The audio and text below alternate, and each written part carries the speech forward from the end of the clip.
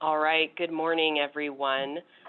Before officially calling the meeting to order, I'd like to call your attention, even if you are able to hear me now, if you prefer to listen to the meeting and participate using Spanish, please go to the bottom of your Zoom application and click on the interpretation button and click your preferred language, either English or Spanish. This will ensure you have good audio quality throughout the meeting. I will give a moment to let Santiago relay that as well. Sí. Vamos a start in Spanish. Sí, buenos días. Gracias por estar con nosotros esta mañana. Tenemos servicio de interpretación sobre Zoom. Hacia el abajo de su pantalla hay un glóbulo que dice interpretación. Vaya allí y haga clic y escoja inglés o español. Aunque vaya a escuchar en inglés, por favor, elija el idioma que le va a dar el audio claro. Gracias. Thank you, Santiago. Okay, it is 10:04 a.m. and this meeting of the Agricultural Labor Relations Board is now called to order. Our first item is I will call the roll. Board Member Broad? Here. Board Member Flores? Present, I see. Board Member Hall? Thank you. And Board Member Lightstone? Present. Great, thank you. Also present today from our staff are our Executive Secretary, Santiago Villa-Gomez, who you just heard, and our staff member, Devika Ganawardena, is also here today. A few housekeeping matters, so we'll start with the open session portion of the meeting, and then prior to going into the closed session, we'll provide an opportunity for public comment on any portion of the meeting. Members of the public who have contacted the board previously will be placed first in the public comment queue. If you did not previously reach out to the board and wish to make a comment, you can still do so.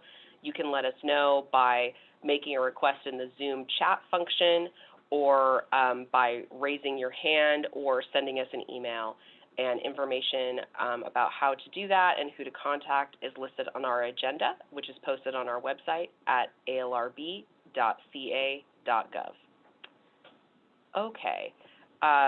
Moving on to our next agenda item, which is the chair's report, a short report today. I have two brief announcements. One, we have been working with the Labor and Workforce Development Agency, as well as the Employment Development Department and Labor Commissioner's Office, Cal OSHA, and the Division of Workers' Compensation on a multi-agency memorandum of understanding between these state agencies that serve workers and the Mexican government, and specifically partner.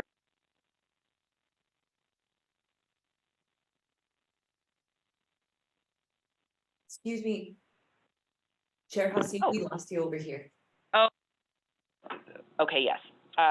Many of our, let me back up, I'm not sure exactly when it cut out, but we have a multi-agency, California state agency memorandum of understanding with the Mexican consulates located here in California.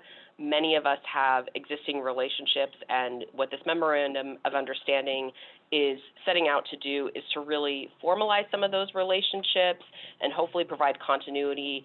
As many of you know, these agencies and the consular offices are led and staffed by political appointees, but these relationships are really critical in order to serve our worker population.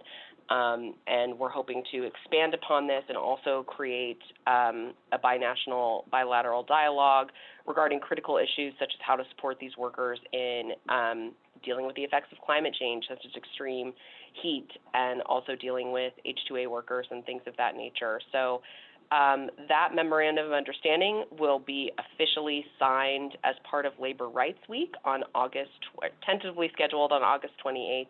So more details on that, but really appreciate all of my colleagues, both at other agencies as well as here at the ALRB, and our partners at the Mexican consulate, particularly Consul Liliana Ferrer, who has just been assigned a new role as the ambassador for Mexico to, I believe it's Cambodia and Thailand? Thailand and Cambodia. Thailand and Cambodia, yes. But she will be here before she jets off into that new position. And so really excited to kind of bring this project across the finish line. So happy about that.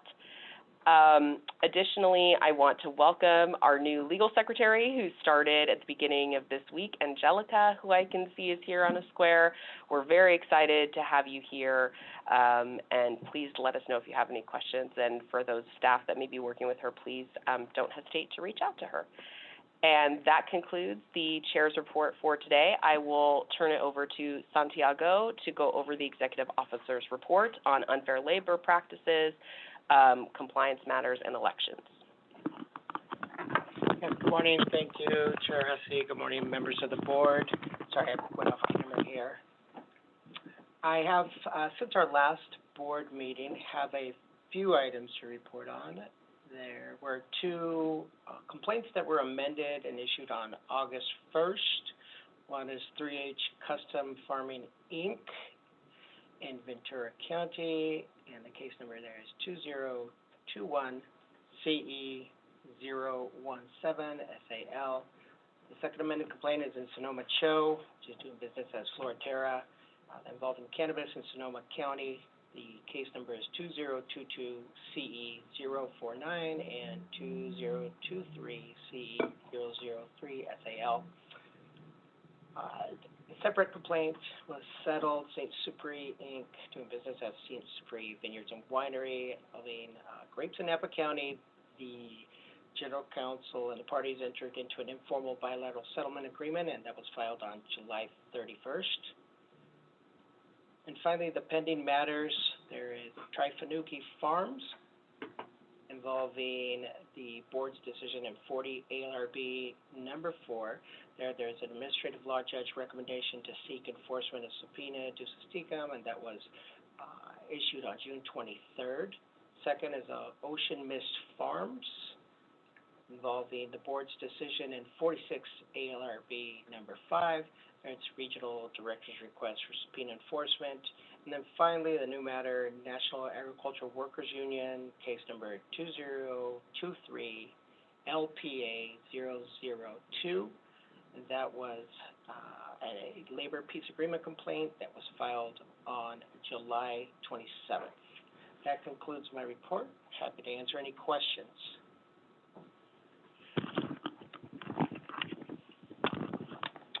No questions.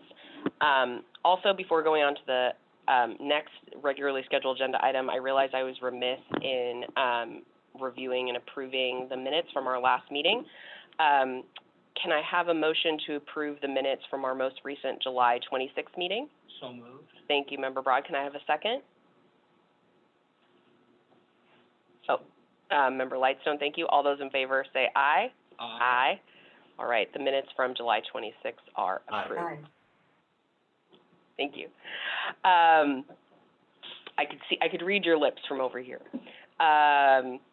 Next is our general, we don't have a litigation report today, and then next is our general counsel's report with General Counsel Julie Montgomery. Julie? Good morning, everyone. So I'll start off my report, as I usually do, by announcing a settlement that we achieved. So on August 1st of this year, the ALRB entered into an informal settlement agreement to resolve a complaint that we filed on June 30th against a grape vineyard grower, which is St. Supri, doing business as St.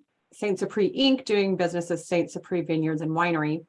And this complaint claimed that St. Supri refused to bargain in good faith with the UFW by refusing to allow the UFW access to workers hired through a farm labor contractor. The complaint claimed that despite language in the Act and in the CBA that includes subcontracted workers as part of the bargaining unit, whom the UFW has the right to access, the employer continued to unlawfully deny the UFW access to those workers. The ALRB, St. Supri, and the UFW entered into a settlement agreement with terms that the ALRB staff will read a notice to all of the employer's agricultural employees and do the usual noticing and mailing to all the employees, as well as those hired through a farm labor contractor, and that the employer would immediately allow the UFW access to all agricultural employees, including those hired by farm labor contractors. And so there was no monetary relief in this case, as it was really just more of a affirmative relief case. So we did enter into that settlement, and it was fully executed earlier this month. So I'm happy to take any questions about that, or if I can't answer them, our regional director, Jessica Arciniega, whose region handled the case, is also here. And I just want to also give a shout out to the staff who worked on this case and achieved the settlement. So it's just good work by our Salinas region and led by our regional director, and of course our deputy general counsel Francesca Herrera, who also helps to oversee our litigation. So thank you, General Counsel. I do have a couple questions on this one, and if you're able to answer them, that would be great. And if not, I understand. One, I do recall this case because there was a request that we approved to enforce a subpoena. Are you able to share, were those documents provided by the employer in this matter? That were requested? Jessica or Francesca, I think you guys are better poised to answer those questions. Sure. Do you want to answer, Francesca, or would you like me to? She was a little bit more hands-on with the team. So I'm just giving her the opportunity. And I don't see her. Oh, okay. Sure. The subpoena enforcement was filed in Superior Court, and prior to a hearing in that matter, respondent produced all responsive documents. Great, thank you. And if I recall correctly, and correct me if I'm misremembering the facts, but I thought one of the interesting things was that enforcement request came shortly after a contract had been executed less than a year prior, I believe in the fall of 2021.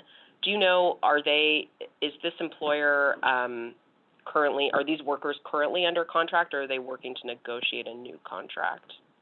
If you're aware, if you're able to answer. I'm not 100% sure about the length of that contract. I think they're under contract, but I'm not 100% sure of that. I could look that up, or I'm sure the executive secretary also has copies of the contract, hopefully, as required pursuant to the regs. Thank you. Yes. Thanks for the shout out for the reg requirement. And then lastly, do you have a sense of the size of the workforce and if possible, the breakdown between of how many workers are working as contracted workers? That is certainly information we maintained and that I would have access to, but I do not have on the top of my head right now.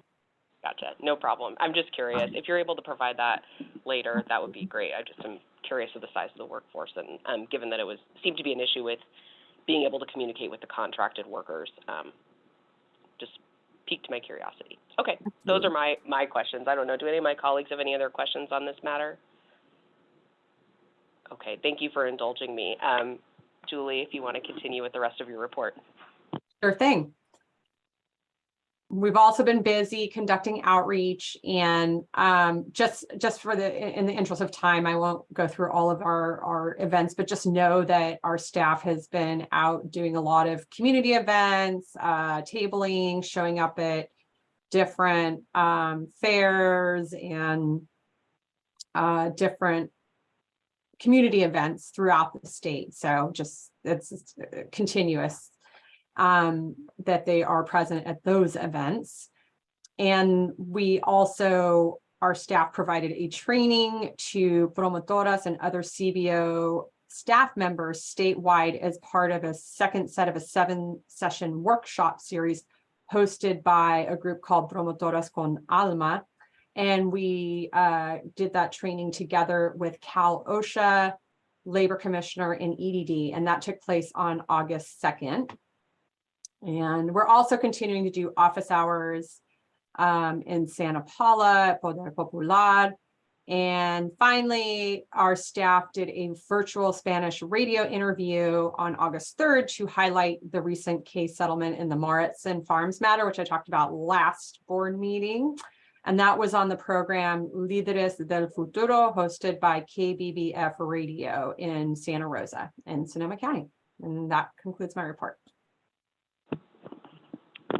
Thank you, General Counsel Montgomery. I don't have any other questions. Do any of my colleagues have any other questions? Okay. All right. Our next agenda item is an update from our Chief Administrative Officer, Brian Doherty, for the Administrative Services Report. Brian. Good morning. Don't have too much to add for the report today. I am happy to announce, though, that we have closed our year-end financial statements for fiscal year 22-23.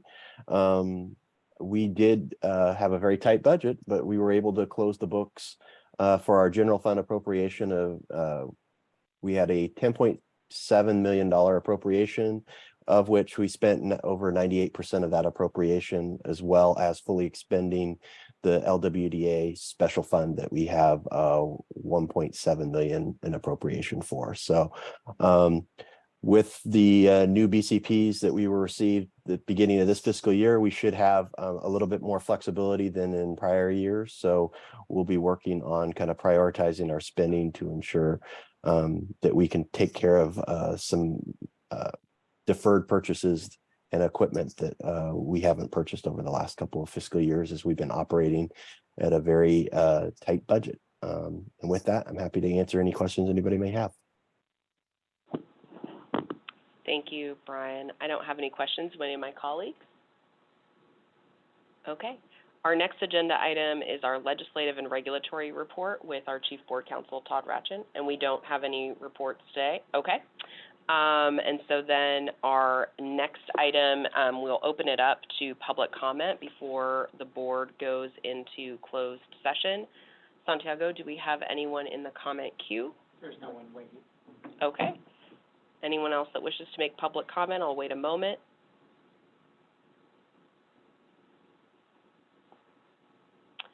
Okay, and with that, the board will now gavel into closed session, and when we come back, we'll have announcements. Thank you.